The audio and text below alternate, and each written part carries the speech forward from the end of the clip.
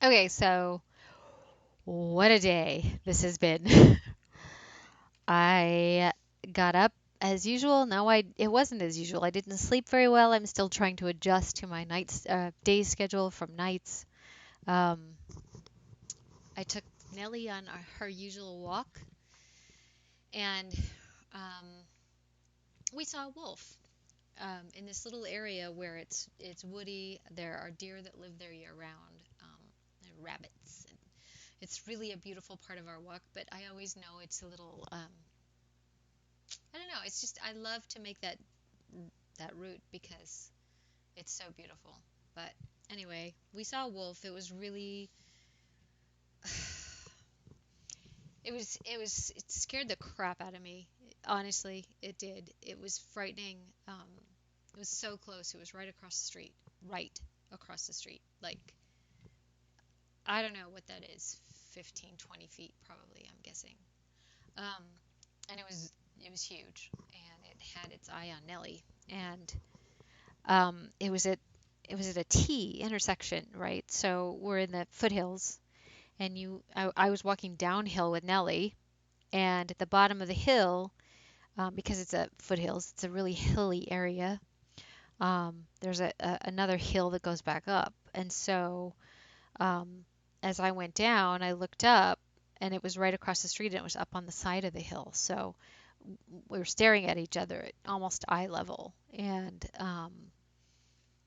of course, I freaked out. You know, what do you do if you're at a T, right? And the wolf is here. You can't go this way because you're approaching the wolf when you go that way. You can't go this way because you're approaching the wolf when you go that way.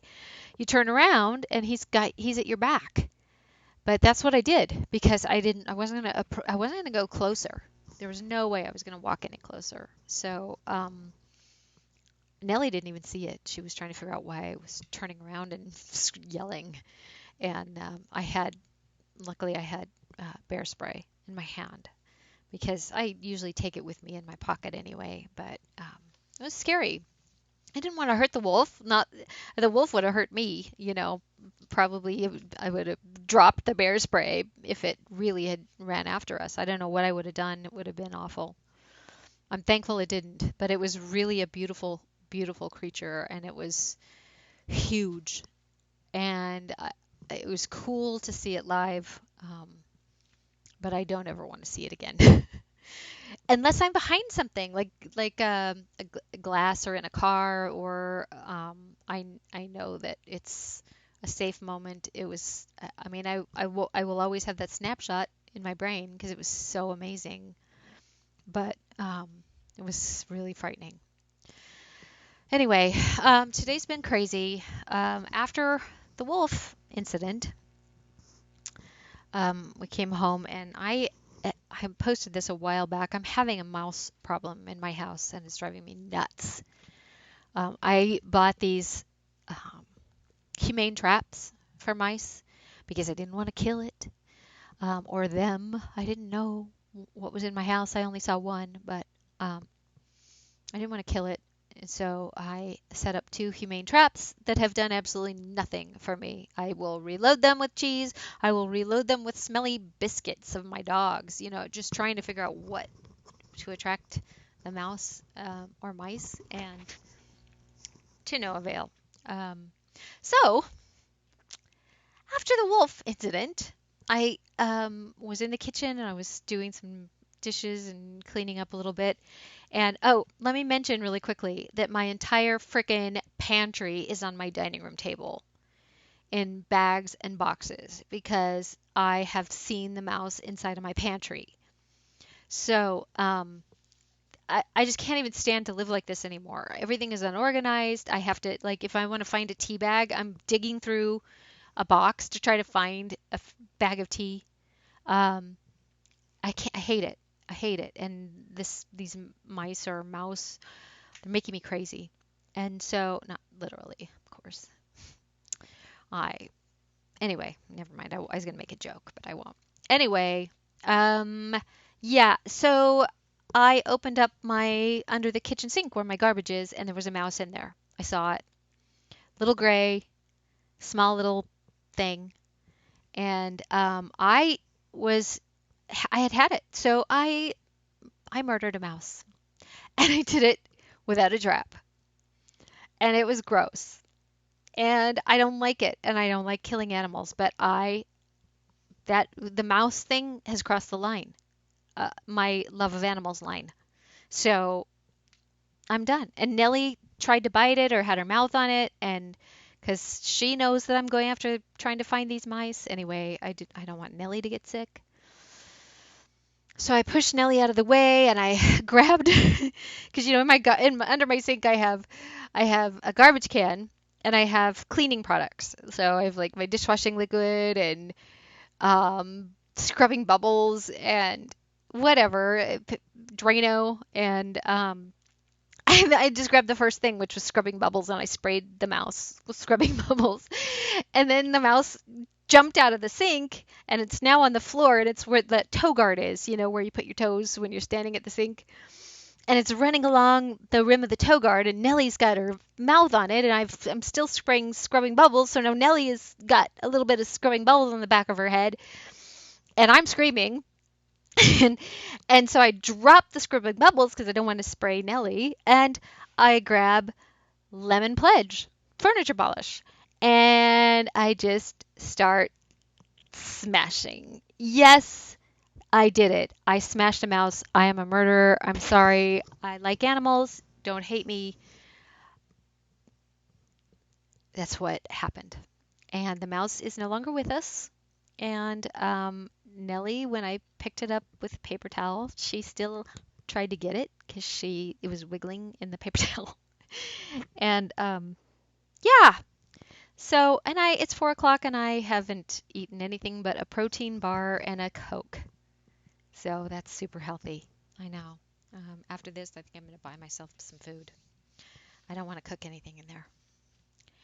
Anyway, the whole reason I'm making this silly video is not to tell you about the wolf, and it's not to tell you about the mouse, although I think because today was just beyond bizarre, it just gave me the chutzpah to be able to log on and say hi, I guess, because I'm jacked up and freaking out, and just what a day. So one of the things I wanted to do this Christmas, and I actually wanted to do it last Christmas, and I chickened out because I just, who wants people looking at you and commenting about your performance? I don't. So, but, we went through COVID last year. We still have COVID this year, although it's doing better, which I'm grateful for. But, we're really, a lot of us are just at home. And there was this tradition in the 1800s, maybe even actually before that, there was the tradition of the oral history in the bard and forever, but especially in the 1800s to early 1900s, there was this really wonderful tradition of telling ghost stories at Christmas time. They kind of went hand in hand. And you think about it, we all know one, Charles Dickens, right? Scrooge. That's the ultimate Christmas ghost story. But there are many. There are many Victorian and earlier Christmas ghost stories, and they're fascinating and they're wonderful. And I thought it would be really fun to share these stories with you because, it's winter. We're bundled up. We don't leave a lot. And how fun to sit around and listen to a story. So I recorded one last week, and apparently YouTube won't let me upload a 50-minute video because I don't have subscribers. So if you like and subscribe, eventually I can record a story that's longer. And I would like to do that, especially for Christmas. I think that would be really fun. And I've got a collection of stories that's really great. Anyway, so today I thought I would introduce you to this idea. I'm going to call it Tales from the Fireside because here's my fake fire for my little fabric background that I put up when I'm teaching my Chinese kids, which I'm obviously not doing anymore. So I'm telling stories instead for now. So this will be my little job, right? Anyway, there's this really fast story that I'm going to read to you. The old lady in the cave. It's one of my favorites. I think I put it on Facebook when Facebook first started a long time ago. And I love it. So it's not a Christmas ghost story, but it's a story that will fit within my rambling experience today and my almost 5 minutes left. So, oh, look at my hair. What a mess. Anyway, okay. Hi, I'm Jenny Gilman, and I am going to read you a story. I hope you like it. The Old Lady in the Cave. There was once a man who was successful in all things. He had a fine wife, a loving family, and a craft for which he was justly famous, but still he was not happy. I want to know truth, he said to his wife. Then you should seek her, she replied. So the man put his house and all his worldly goods in his wife's name, she being adamant on that point, and went out on the road, a beggar after truth. He searched up the hills and down in the valleys for her. He went into small villages and large towns, into the forests and along the coast of the great wide sea, into dark grim wastes and lush meadows, pied with flowers. He looked for days and for weeks and for months, and then one day, atop a high mountain in a small cave, he found her. Truth was a wizened old woman with but a single tooth left in her head. Her hair hung down onto her shoulders in lank, greasy strands. The skin on her face was the brown of old parchment and as dry, stretched over prominent bones.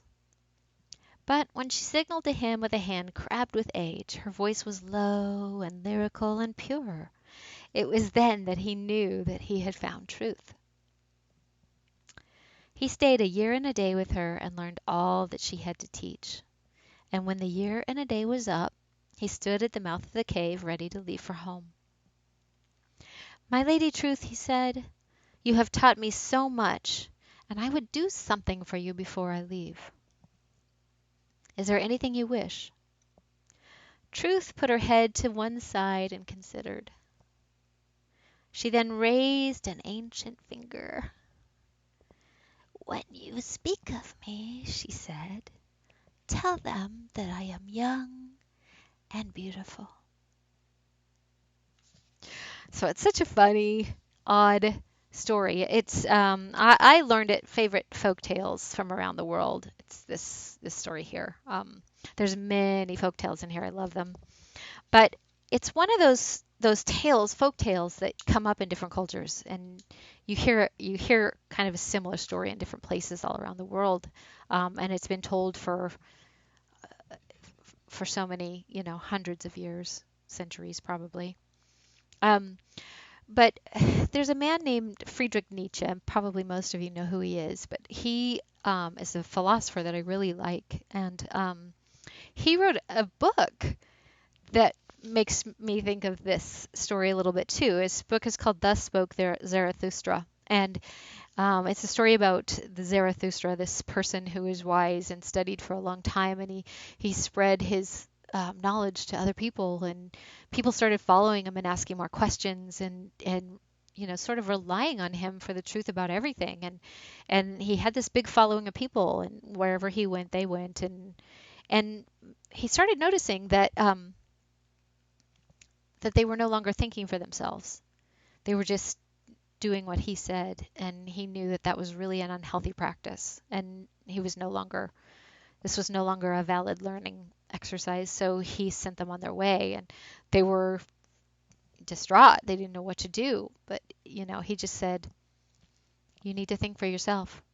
If you stop thinking for yourself, that's dangerous. And so anyway, this story is fun.